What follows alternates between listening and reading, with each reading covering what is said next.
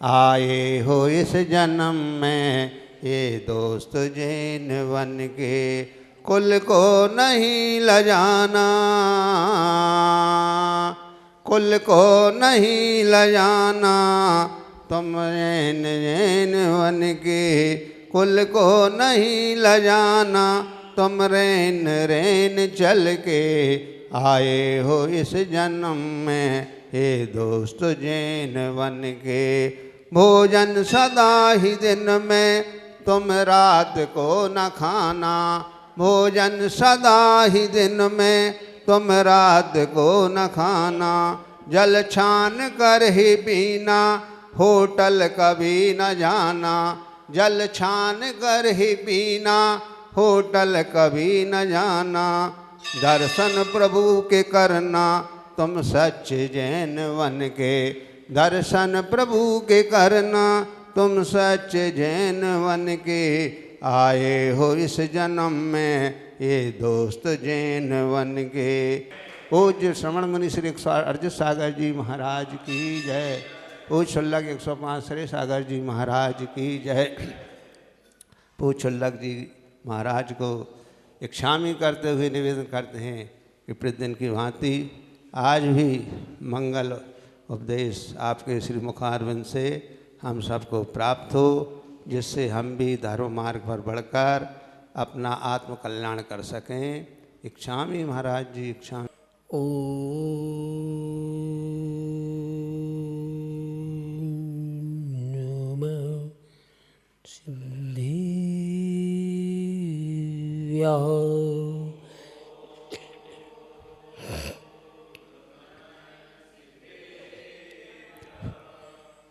परम पूज्य मूल नायक की हजार श्री महावीर स्वामी की जय। परम पूज्य आचार्य भगवान विशुद्धि सागर जी महाराज की जय। परम पूज्य मुनिवर 108 अर्जित सागर जी महाराज की जय।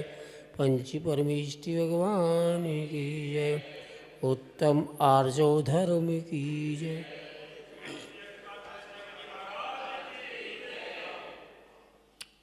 बहुबंधु, आज उत्तम आर्जो धर्म है। जीवन में सरल बनना, सरलता से जीना, यही उत्तमता है। शुभ अशुभ, अशुभ ना करना ही शुभ है। पुण्य करना ही पाप को छोड़ना है। उत्तम देश सुसंगति दुर्लभ, श्रावक फुल पाना। उत्तम देश सुसंगति दुर्लभ, श्रावक पाना, दुर्लभ संयम दुर्लभ श्रावक। उत्तम देश सुसंगति दुर्लभ, श्रावक पाना, दुर्लभ संयम दुर्लभ रत्नत्रय आराधना, दीक्षा कर धरना दुर्लभ है। मुनिव्रत पालन दुर्लभ है। ज्ञान करना, यहाँ कहते हैं जैन कुल मिला है उत्तम। मनुष्य पर्याय मिली है उत्तम। निगोज से निकल के आए हो उत्तम। त्रिश पर्याय मिली है, स्थावर से निकल के त्रिश पर्याय मिली है उत्तम। भगवान की पूजा कर रहे उत्तम, अभिषेक कर रहे उत्तम, संयम का पालन कर रहे उत्तम। फिर भी कहते हैं व्रतों का आचरण कर लो। अगर नहीं कर पा रहे हैं तो करने का प्रयास करें। बहुत ही आचार्यों की कितनी कृपा है।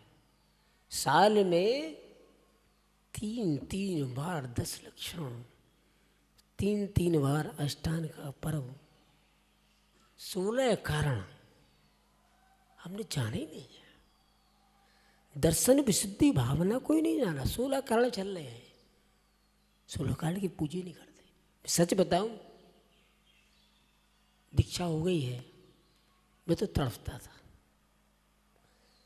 पूरी यात्रा में कहीं मैंने अभिषेक नहीं छोड़ा, एक आध दिन छूटा हो। यहाँ तक हुआ मुझे संघर्ष करना पड़ा पूजन के लिए, अभिषेक के लिए। क्यों? गुरु जी क्लास ही 8:30 बजे छोड़ दें, 8 बजे। सर्दी का मौसम था। जहाँ भी जाओ तो लोग कहते अभिषेक नहीं कर सकते आप। मैंने कहा भाई गुरु जी ने खिलास अभी छोड़ी है और मैं उसमें बीच में तो आ नहीं सकता, आपकी जो व्यवस्था है आप जानो, मेरे को अभिषेक करना है, पूजा करना है। तो लोगों ने अभिषेक करने दिया। एक जगह तो ऐसा हुआ कि गुरु जी सामने बैठे हैं, अभिषेक चल रहा है, भीड़ है, कपड़े लिए हूँ, अब जाऊँ तो जाऊँ कैसे, कपड़े बदलने जाता हूँ तो छिल जाऊँगा। ठीक महाराज जी, सबसे छोटे महाराज जी हैं, बोले धराओ। मैं क्या करूँ, अभिषेक तो करना है। बिल बेदी की पीछे मैं खड़ा हूँ, कपड़े बदलो। मैंने कपड़े बदले, फटाक से गया, अभिषेक किया और पूजा की। 2 मिनट पूजा कर ली। महाराज जी की जो पूजा करते पंचौके में, वैसे मैंने पूजा कर ली। ओम नीम देव सदगुरु समूह अत्र अवतर अवतर संभूषण पूरी करके वो 3 लोग के मतलब 3 काल के तो भगवान जो गलती हुई हो क्षमा करना, ऐसे पूजा करके भाग के करना पड़ते थे। महाराज भी करते थे। ये जीवन में उत्साह जो होता है ना, यही हमारे कर्मों का क्षय कराता है। एक भी दिन अभिषेक न छूटना, क्योंकि गुरु जी ने शिक्षा दी थी कि वो कहते हैं कि मैंने अपने जीवन में जैसे बना तैसे अभिषेक पूजन अवश्य किया, झगड़ा नहीं किया किसी से, सहजता से किया। यही जीवन का सार है। दर्शन विशुद्धि भावना ही बताती है कि आपके अंदर अगर श्रद्धान है देव सद्गुरु के प्रति, तो आप अभिषेक और पूजा छोड़ नहीं पाएंगे। अष्टद्रव से सुंदर अक्षत लेके अवश्य पूजा करेंगे। इन्हीं भावनाओं के साथ हम चलते हैं गुरुवर के चरणों में। हे गुरुवर धर्मोपदेश देने की कृपा करें। नमोस्तु।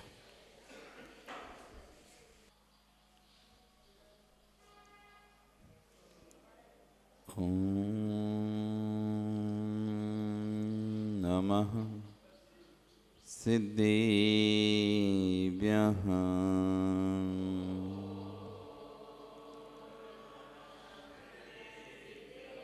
ॐ नमः सिद्धेभ्यः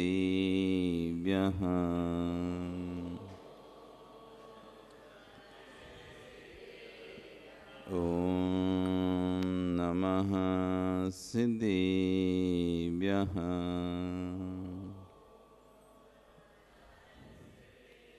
तिर्यणि खग्गिणाय रुतारी मोहि सिर सिरड़ि विहु आयरी राव बसियो परवादिन्यो भव्य झीलोए नमो अरिहंताणं नमो सिद्धाणं नमो आयरियाणं नमो वज्रायाणं नमो लोये सव्यसाहुरम। बोले अनंत अनंत शिव परमेष्टि भगवान की, आदिर्म आदिनाथ भगवान की, वर्तमान शासन महावीर भगवान की, आचार्य कुंद कुंदेव स्वामी महाराज की, आचार्य गुरु श्री 108 विशुद्ध सागर जी महाराज जी की, अहिंसा में विश्व धर्म की।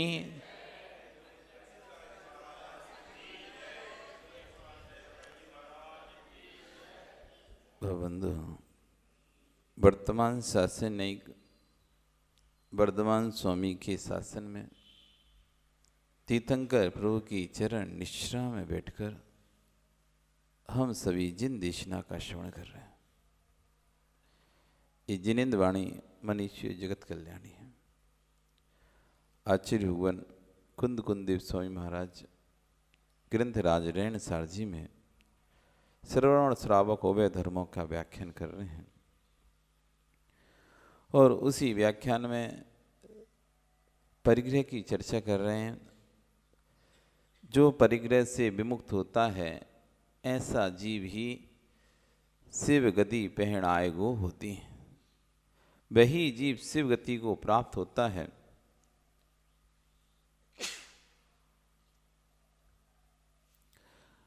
10 बहिरंग 14 अंतरंग परिग्रह हैं।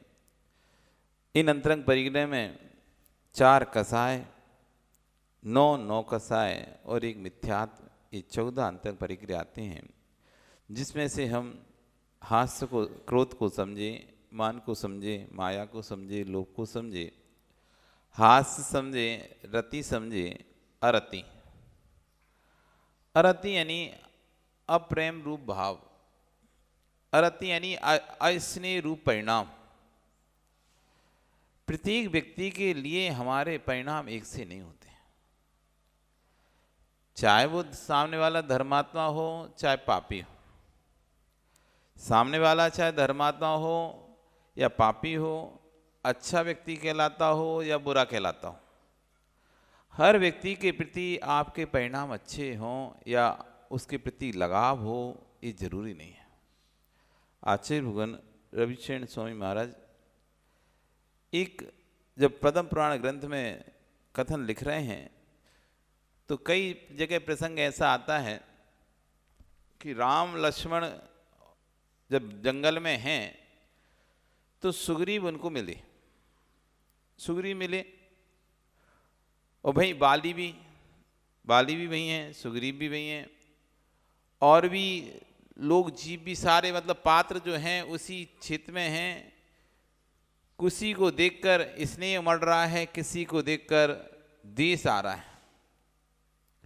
जीव एक ही है, वही सुग्रीव है, उसे बाली दूसरा व्यक्ति देखता है तो द्वेष कर रहा है।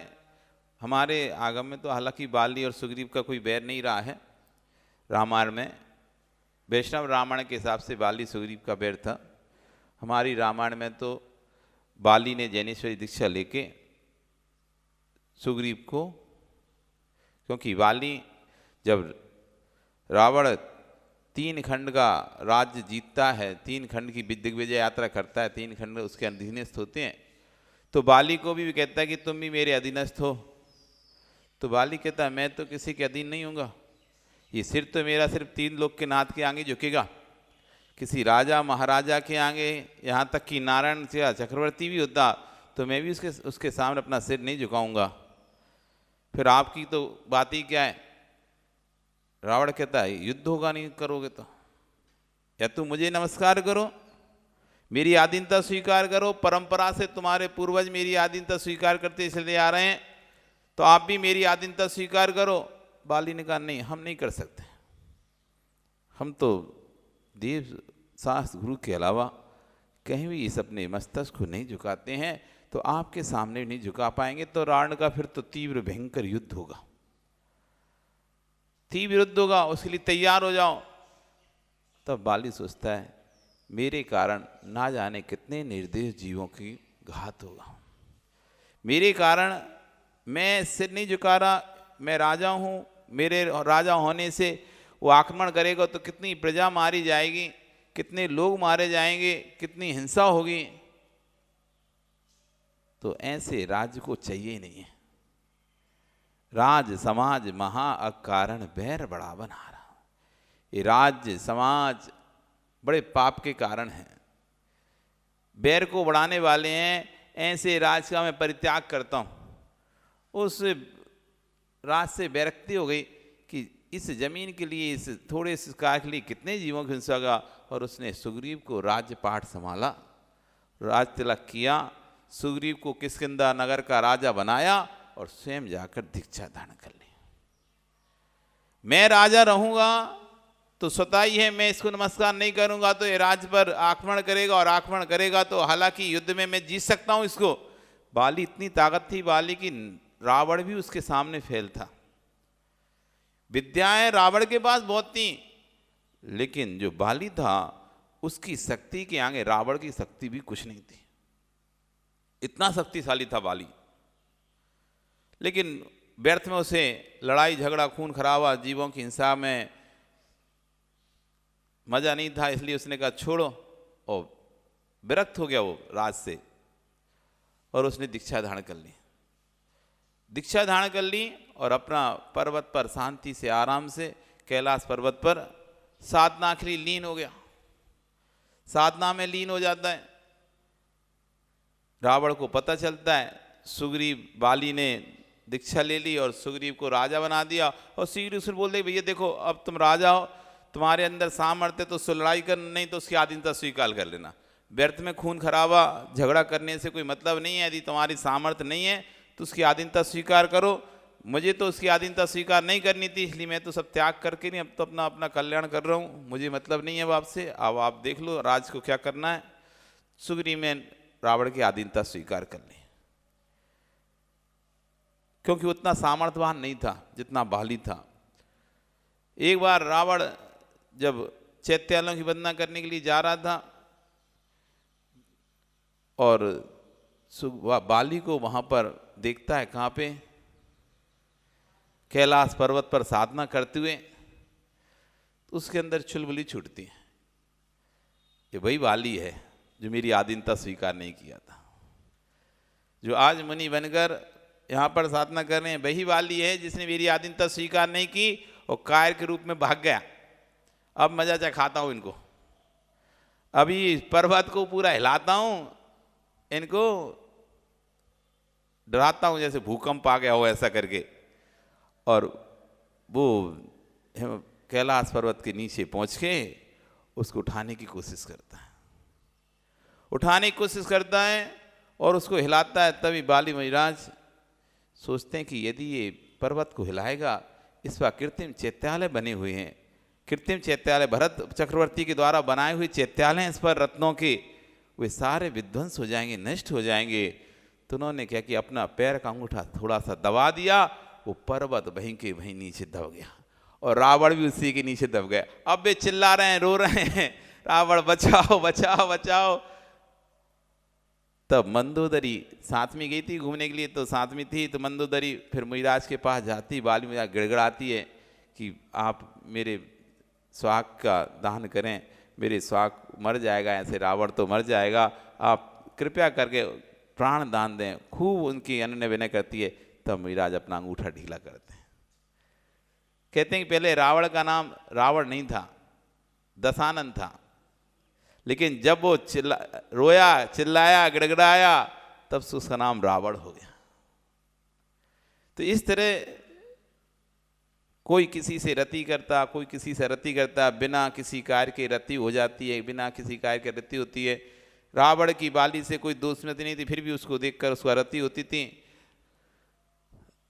विभीषण राम आपस में शत्रु का पक्ष था, रावण का पक्ष, राम का पक्ष, दोनों अलग अलग पक्ष थे। रावण राम से शत्रुता रखता था, तो विभीषण वहीं उसके अंदर मैत्री भाव का भाव था।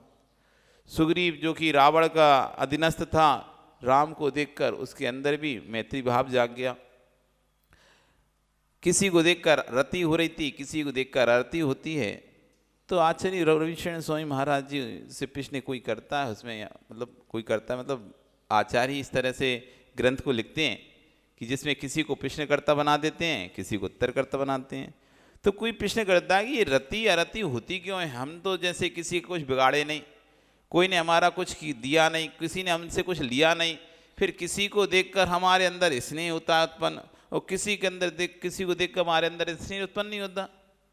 अच्छा व्यक्ति है, दोनों को हम नहीं जानते, दो व्यक्ति साथ में चल रहे हैं, बाजार में चल रहे हैं और हम हमसे टकराए, एक को देखकर तो अच्छा लगा और एक को देखकर अच्छा नहीं लग रहा है। क्या मंदिर में भी आते हैं, अजनबी लोग मिलते हैं, किसी को देखकर बात करने की इच्छा होती है, किसी देखकर बात करने की इच्छा नहीं होती। किसी के पास बैठने की इच्छा होती है, किसी के पास बैठने की इच्छा नहीं होती। किसी से अरति होती है, किसी से रति होती है, किसी से स्नेह होता है। कोई स्नेह कर करके परेशान है हमसे, लेकिन हमको उससे स्नेह नहीं हो रहा। कोई हमसे आरती कर करके परेशान है, लेकिन फिर भी हमको उससे आरती नहीं हो रही। मतलब घर में कई लोग होते हैं कि जो आपको कितना भी सुनाए तब भी आपको उनके प्रति स्नेह ही रहता है, प्रेम ही बना रहता है, आप उनसे दूर नहीं हो पाते। क्या है ये? कोई ऐसा है कि आपसे कितना ही चिपकना चाहता है, लेकिन आप उससे अपने पास नहीं रखना चाहते। तो रति अरति ये होती क्यों है? तब आचार्य भगवान रविशरण स्वामी महाराज पद्म पुराण में लिखते हैं, यम वीक्षिते जायते कोपो दृष्टम कारण विवर्जितम सा निश्चित विज्ञो सा रिपु परभव का। यम वीक्षते जायते कोपो, जिसको देखते से ही अंदर में गुस्सा आने लगता है। दृष्टम कारण विवर्जितम, वर्तमान का कोई कारण जो दिखाई नहीं दे रहा। कोई व्यक्ति अपने मस्त है, कुछ भी कर रहा है, पर हमें देख के अरे यार ये ऐसा क्यों कर रहा है, इतना ऐसा, ये आदमी हमेशा ऐसा ही करता रहता है। अरे वो तुमसे तो कुछ ले नहीं रहा, तुम्हारे को कुछ दे नहीं रहा, तुमसे बात भी नहीं कर रहा, तुमसे चित भी नहीं कर रहा, वो अपने में मस्त है, खेल रहा है, कूद रहा है, जो भी कर रहा है, पर हमें उसे देख देख कर अंदर अंदर गुस्सा भरता है। आप देख लो, कई बार पूजन हो, विधान हो, मंदिर में कोई व्यक्ति कुछ भक्ति करेगा तो आपको देख के गुस्सा आएगा, ये क्यों भक्ति कर रहा है बार बार। अरे कर रहा है, उसको करना है, उसका मन, उसको भक्ति करना उसका मन, पर हमें गुस्सा आ रहा है। जबकि ना तो हमारे स्थान पे कर रहा, ना हमारा कुछ ले रहा, ना हमारा कुछ कर रहा है, तब भी उसे देखकर हमको गुस्सा आ रहा है। ये बार बार क्यों भक्ति करने चला जाता है, ये क्यों जाता है, दूसरा क्यों नहीं हट रहा, ये क्यों जा रहा है, अरे जाने दो जिसको जा रहा है। पर लेकिन नहीं, हमारे मन में उसके प्रति एक अलग प्रकार के परिणाम आते हैं। ये क्यों जा रहा है, ये क्यों पानी पीने चला गया, ये क्यों खाना खाने चला गया, क्यों दूध पीने चला गया, ये हम तो गए नहीं है, ये क्यों गए, अरे उसको जाने दो। पर हमारे अंदर उसके प्रति जो एक देशपना उत्पन्न होता है, स्वतः बिना कुछ कहे, सामने वाला तुमसे कुछ बोल भी नहीं रहा, तब भी हमारे अंदर उसके प्रति अरति उत्पन्न हो रही है, एक द्वेष उत्पन्न हो रहा है, एक ईर्ष्या उत्पन्न हो रही है, एक दाह उत्पन्न हो रही है, जिसे आप स्वयं पकड़ सकते हैं यदि शांत रहें तो। आप शांत चित्त से देखें, अरे यार इसने तो आज सुबह से मेरे साथ कुछ ऐसा बोला भी नहीं, मेरे इससे बात भी नहीं हो रही कोई, ना ही मुझसे कुछ कह रहा है, ये तो अपने में मस्त है, क्या कर रहा है क्या नहीं कर रहा, ये अपने में कर रहा है, पर मुझे इसको देखकर क्यों मेरे अंदर, जबकि दूसरा व्यक्ति वही कार्य कर रहा था, उसे देखकर नहीं आ रहे परिणाम, उसे देखकर हमको अरति नहीं हो रही, लेकिन किसी एक व्यक्ति को देखकर हमको अरति होने लगती है। और ये अरति यदि अधिकता में पहुंच गई तो तीव्र अंतरंग में बैर को धारण करती है। अरति यदि समझ में नहीं पाए, अरति दूसरे व्यक्ति को देखकर हमको जो ईर्ष्या, देश या स्नेहपना होता है, प्रेमपना नहीं होता, उसको कोई कुछ भी धक्का ही दे तो हमें कोई फर्क नहीं पड़ता, कोई उसको चांटा ही मार दे तो हमें कोई फर्क नहीं पड़ता, उसको कोई कुछ गाली भी दे तो हमें कोई फर्क नहीं पड़ता, क्योंकि हम तो अरति है ना, उससे स्नेह नहीं है। यदि जिससे स्नेह होता है उसे कोई कुछ बोलता है तो हम आके खड़े, भैया उससे को ऐसा क्यों बोल रहे तुम, उससे ऐसे कैसे बोल सकते हो तुम, नहीं बोल सकते ऐसे। वो कह रहे तुम्हें क्या मतलब, हम कुछ भी क्या मतलब होता है, आप कैसे बोल सकते हो उससे। ऐसे जो जिससे स्नेह होता है ना, उसके लिए व्यक्ति आगे खड़ा हो जाता है, चाहे कोई मतलब हो चाहे नहीं हो उसे। और जिससे अरति होती है उसे कोई कुछ भी कितना भी बोलता रहे, डांटता रहे, वो देखता रहेगा, सुनता रहे, उसे मतलब ही नहीं रहे, अच्छा है ठीक है, हमारा क्या करना, वे दोनों जाने करते रहे, लड़ते झगड़ते रहे, क्यों, क्योंकि हमें अरति है उससे। और ये अरति जब अतिरेक में पहुंचती है तो द्वेष में परिवर्तित हो जाती है, द्वेष में परिवर्तित होकर ये फिर बैर में परिवर्तित हो जाती है अरति।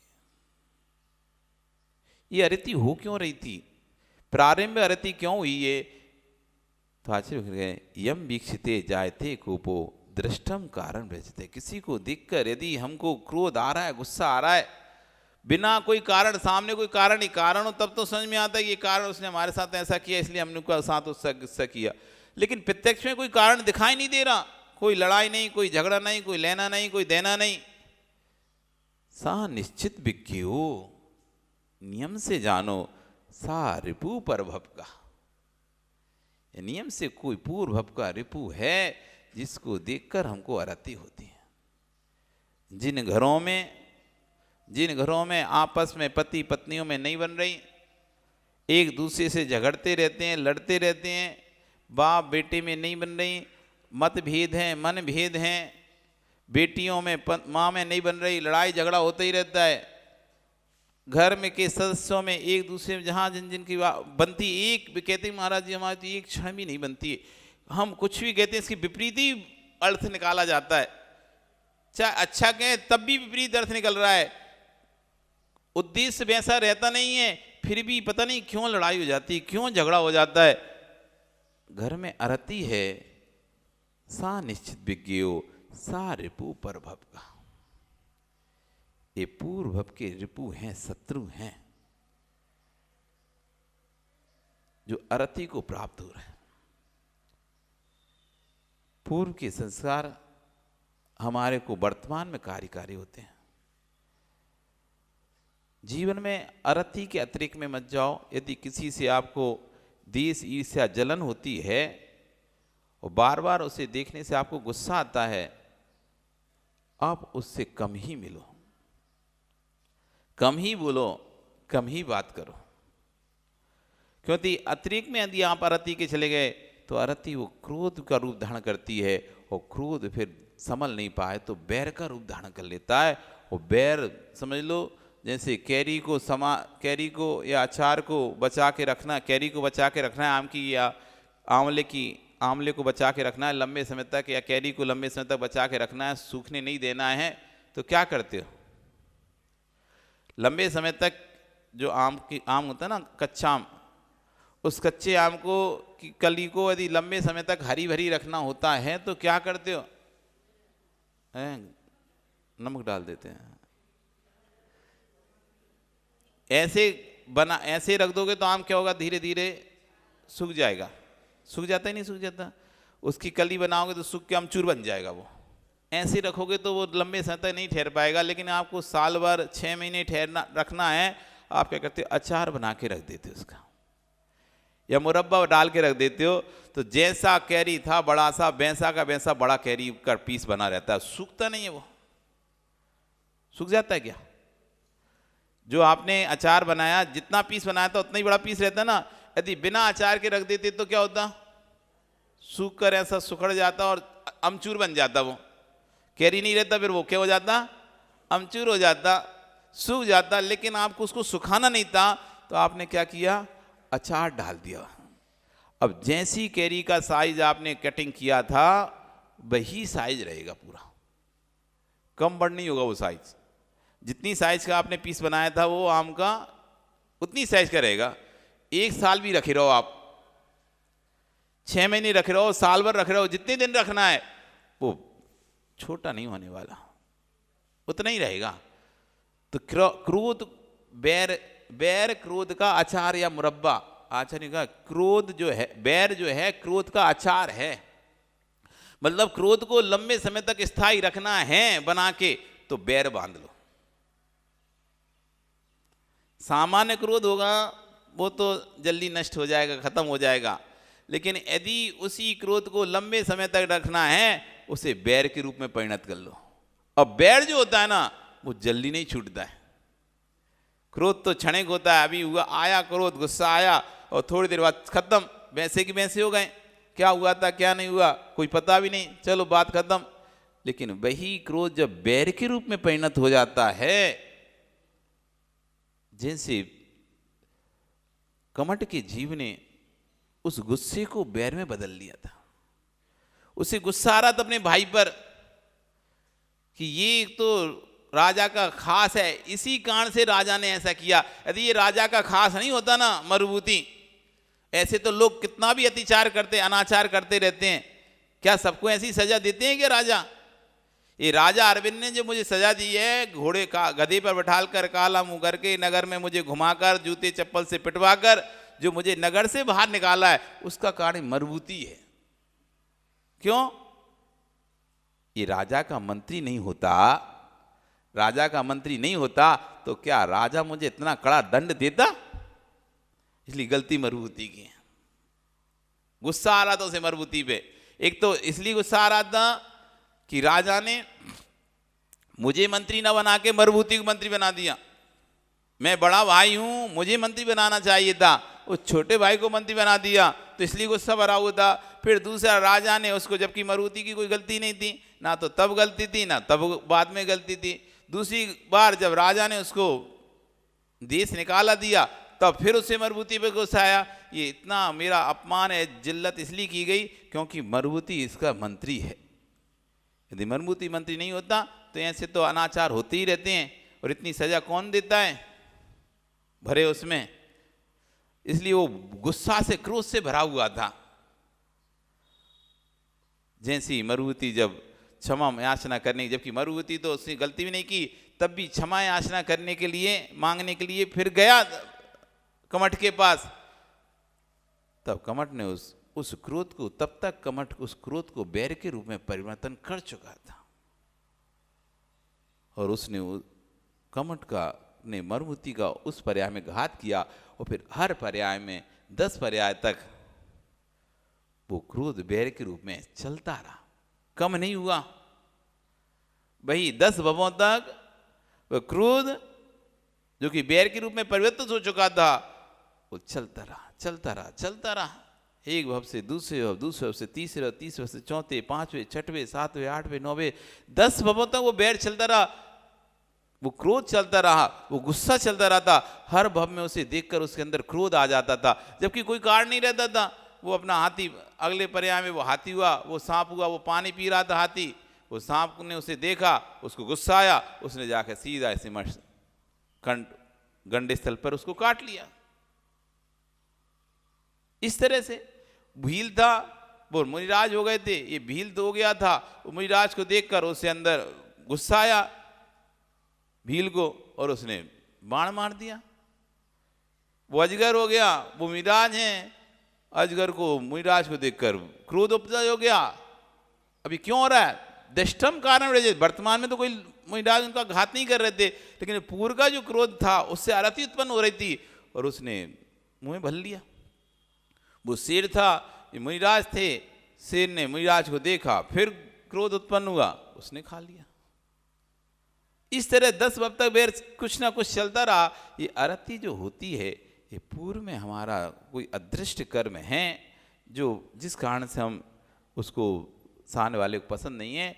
और ये आरती यदि हमारी हम अपने आपके परिणाम को नहीं समझ पाए, इसलिए जब भी किसी से हमें ईर्ष्या जलन होना, तुरंत अपने आप को संभालना चाहिए। नहीं भैया, अपन ऐसे यदि अंदर में उसके प्रति ईर्ष्या जलन करेंगे, तो जैसे वो तो पारसनाथ थे और कमठ वो तो सहन कर गए, लेकिन अपन ने ऐसी कोई कर्म बांध लिया, सामने वाले ने अपने से बांध लिया, तो अपन इतना सहन नहीं कर पाएंगे, इतना सहन नहीं कर पाएंगे।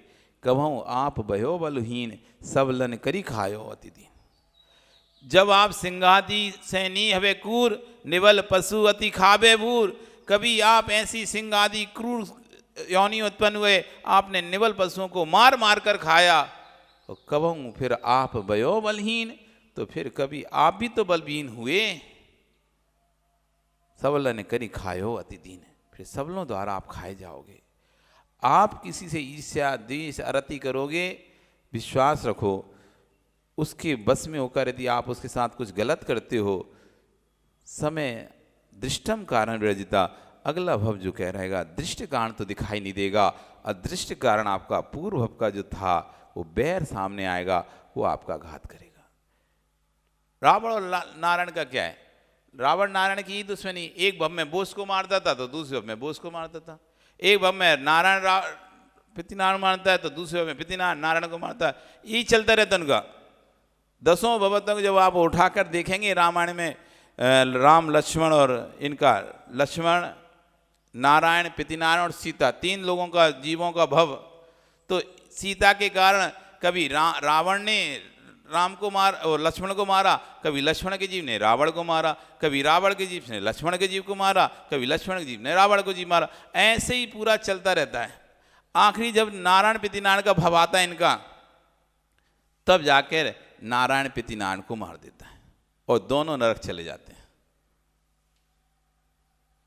एक ने द्वेष करता है, अगले भव में दूसरा उससे द्वेष करके अपनी दुश्मनी निकालता है, दूसरा करता है तो अगला भव में वो निकालता है। इस तरह से चलता रहता है। इसलिए अरति नहीं करना चाहिए। ये अरति हमको नरक गति में लेके जाती है। ये तीव्र अरति रहती है। नारायण पितृनारायण के अंदर तीव्र अरति रहती है।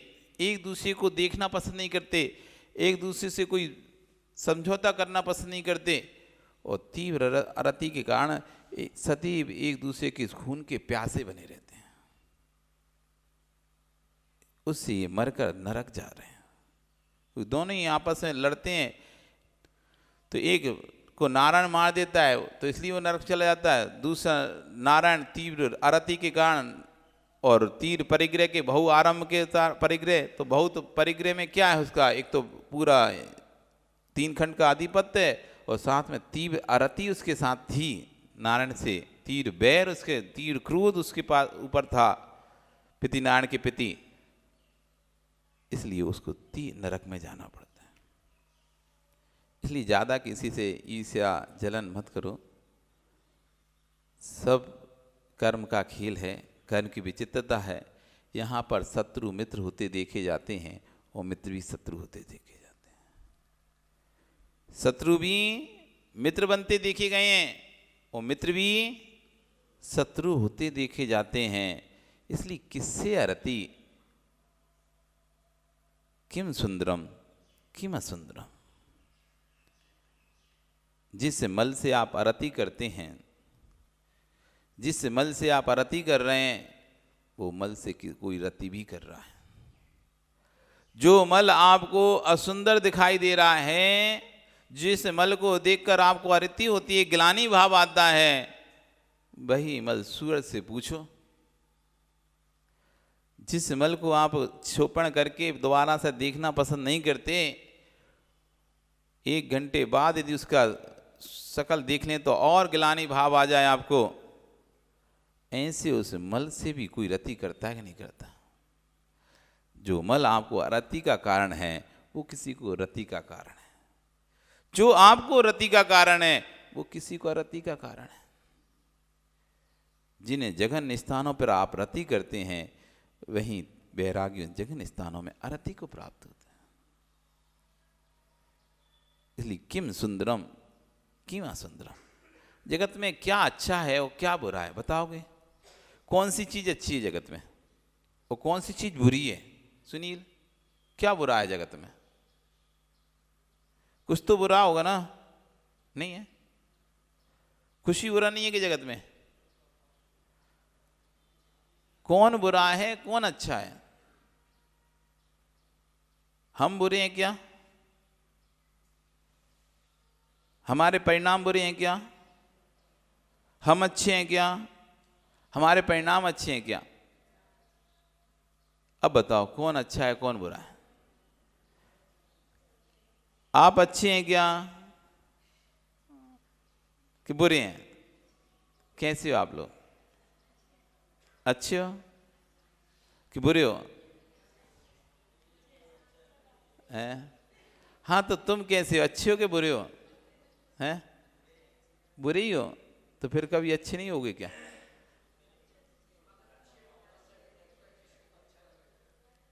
हाँ, तो आप अच्छी भावना से किसी को देखते हो तो कौन अच्छा लगता है, वो सामने वाला कि तुम? और तुम्हारी भावना बुरी होगी तो सामने वाला बुरा। तो सामने वाला अच्छा है कि बुरा? सामने वाला अच्छा है कि बुरा? अच्छा ही है तो फिर बुरा नहीं लगेगा। अच्छा ही है तो फिर बुरा नहीं लगेगा। सामने वाला तो जो है सो वो है। किम सुंदरम किम असुंदरम। ना वस्तु अच्छी होती है ना वस्तु बुरी होती है। वस्तु तो वस्तु होती है, उसमें अच्छा बुरा पना नहीं होता है। जो चीज आपके लिए बुरी है वो किसी को अच्छी लगती है, जो आपको अच्छी है वो किसी को बुरी लगती है। अब वस्तु यदि अच्छी होती तो सबको अच्छी लगती है और वस्तु बुरी होती तो सबको बुरी लगती। चोर अच्छा है कि बुरा? अच्छा बताओ, चोर अच्छा है कि बुरा है? चोर अच्छा है कि बुरा है? अच्छा है। बुरा है ना? चोर बुरा है, लेकिन उनके घर वालों से पूछो, उसकी पत्नी से पूछो, बच्चों से पूछो, तो चोर अच्छा है कि बुरा? कैसा मनोज? अच्छा बुरा? अरति रूप है या रति रूप है? उसके परिवार के लिए तो अच्छा है, घर का भरण पोषण कर रहा है, जिन मित्रों को वो खिला रहा है पिला रहा है उसके लिए तो अच्छा है। वो तुम्हें बुरा लग रहा है, चोरी कर रहा है क्योंकि तुम्हारा जेब काट गया, लेकिन जिसको होटल पे खिला रहा है खाना बिठा के, उसके लिए क्या दिक्कत है? उसको तो बढ़िया आ रही है, अच्छा खिलाता है, तो खूब चोरी करा कर ऐसे खिलाएगा तुमको तो अच्छा है। तो वस्तु कैसी, अच्छी या बुरी? वस्तु वस्तु है, फिर अच्छा बुरा कौन है? हमारा राग ही अच्छा है, हमारा द्वेष ही बुरा है। हमारा राग उससे हो जाता है तो अच्छा लगता है, हमको उससे द्वेष पैदा हो जाता है तो हमको बुरा लगता है। हमको उससे राग हो, ये नाक से निकला हुआ मल अच्छा है कि बुरा है? जिससे नाक बोलते हैं ना, नाक निकल रही, देखो नाक बह रही, इसकी जो श्लेष्मा निकलता है नाक से, वो अच्छा है कि बुरा है? माताओं, तुमने अपने बच्चे की नाक अपने पल्लू से पोंछी कि नहीं पोंछी? अमृत निकलता था आपके बच्चे की नाक से। वैसे भी किसी की नाक बह रही हो, आपसे कहें कि आपका रुमाल दे दो तो रुमाल तक नहीं दोगे, और दे दो भैया फेंक दिया, अब तो देखिए नहीं वापिस, रख ले, तू हमें मत दे वापिस। किसी की नाक कोई पहुंच दे तुम्हारे सामने आपके ही कपड़े से, आप एक तो इतना गुस्सा हो गए उससे, तूने एक तो हमारे कपड़े से, जो कि अलग से कपड़ा था, आपका रुमाल था जिसे आप अपना रुमाल कहते, उससे उसने पहुंच ली, तो आप उसे 4 सुना दोगे। और फिर आपके कपड़े से पहुंच दे दो कोई अपने बेटे की नाक, तब तो तुम उसे अच्छे ही सुनाओगे। लेकिन जब आपका बच्चा बालक छोटा था और उसकी नाक बहती थी, तो आप कुछ नहीं देखते थे, कितनी महंगी साड़ी है, क्या है, कुछ भी नहीं है, धीरे से अपने पल्लू का कोना लिया और ऐसी पहुंची, बढ़िया, हाँ ठीक है। नाक अच्छी निकलती थी उसकी,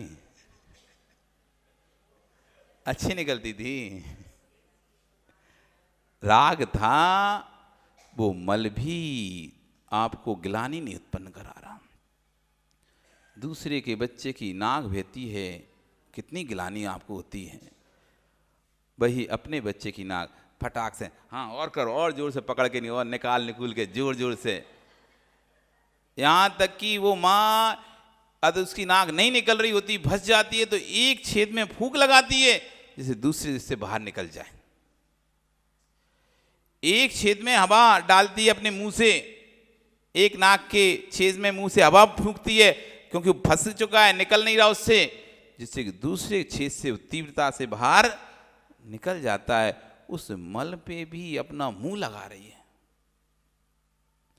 और हाथ लगाने के बाद भी उसे किंचित भी गिलानी नहीं हो रही है, इससे 1% भी गिलानी उसको नहीं हो रही है। वही दूसरे के बच्चे की नाक निकलती है, कैसा गंदा, देखो तो कैसी नाक बह रही है इसकी, तुम इसे लेके तो जाओ, यहां से साफ करके लाओ इसे, कैसा पूरा देखो मुंह में खा रहा है, मुंह में बह रहा है। तो जहां रति है, जहां राग है, वहाँ वस्तु सुंदर है, और जहाँ द्वेष है वहाँ वस्तु असुंदर है। वस्तु तो वस्तु ही है, वस्तु तो सुनील वस्तु ही है। जब हमको उससे रति होती है तो वो हमको अच्छी लगती है, और जब हम उससे अरति होती है तो वस्तु हमको बुरी लगने लगती है। तो वस्तु ना तो अच्छी थी ना वस्तु बुरी थी, वस्तु तो कैसी थी, जैसी थी वैसी थी, जो थी वही थी। लेकिन हमारी रति ही हमको उसको अच्छी बना रही है, हमारी अरति ही हमको उसको बुरा बना रही है। अरति ये परिग्रह है, इसलिए किसी से ज़्यादा द्वेष ईर्ष्या भाव जलन नहीं करो। आपको पता नहीं कि ये भी आपके, जितने ज़्यादा लोगों से आप शत्रुता करेंगे, जितने ज़्यादा लोगों से आप शत्रुता करें, जैसे कल कहा था, जितने ज़्यादा मित्र बनाएंगे ना तो आपका परिग्रह बढ़ेगा। आप जितने ज़्यादा शत्रु बनाएंगे वो भी आपका परिग्रह है। मित्र तो परिग्रह समझ में आता है, लेकिन शत्रु भी परिग्रह है आपका, क्योंकि जब जब आप उस शत्रु को देखोगे, उस व्यक्ति को, तब तब क्या भाव होगा, ये मेरा शत्रु है। उसे देखकर अरति होगी तो क्या बोलोगे उसे देखकर, ये किसका शत्रु है, किसका, मेरा। उस शत्रु में भी मेरा पना जुड़ा हुआ है, ये भी मेरा शत्रु, ये भी मेरा शत्रु, ये भी मेरा अच्छा नहीं चाहता, ये भी मेरा अच्छा नहीं चाहता, ये भी मेरा अच्छा है। कोई मुझे अच्छा नहीं देखना चाहता, कोई सब मुझसे जलते हैं, सब मुझसे जलते हैं। ऐसे जितने अधिक लोगों से आप आरती कर रहे हो वो आपके परिग्रह बनते चले जा रहे हैं। जितनी ज्यादा आरती उतना ज्यादा परिग्रह, जितने ज्यादा शत्रु उतना ज्यादा आपका परिग्रह, क्योंकि आरती अंतरंग परिग्रह है। कौन सा परिग्रह है, अंतरंग। अब आप कहोगे अंतरंग परिग्रह उस अरति से क्रोध को उत्पत्ति होती है। उस अरति से किसकी उत्पत्ति होती है? रति से लोभ की उत्पत्ति होती है और अरति से क्रोध की उत्पत्ति होती है। दो कसाएं राग रूप हैं और दो कसाएं द्वेष रूप हैं। क्रोध और मान ये द्वेष से उत्पन्न होते हैं और मायाचारी और लोभ ये राग से उत्पन्न होते हैं। जब किसी वस्तु को हमें चाय की इच्छा होती है, प्राप्त करने की इच्छा होती है, जब किसी वस्तु पे हमें राग आता है, उसे पाने की इच्छा होती है, तो उसके लिए हम मायाचारी करते हैं, कैसे भी करके भी मिल जाए हमको, षड्यंत्र रच के या इस तरह से। जब किसी वस्तु को के पर राग आता है तो हम पर उस पर लोभ बढ़ जाता है, ये मुझे चाहिए। तो मायाचारी और लोभ ये दो कसाएं राग से उत्पन्न होती हैं।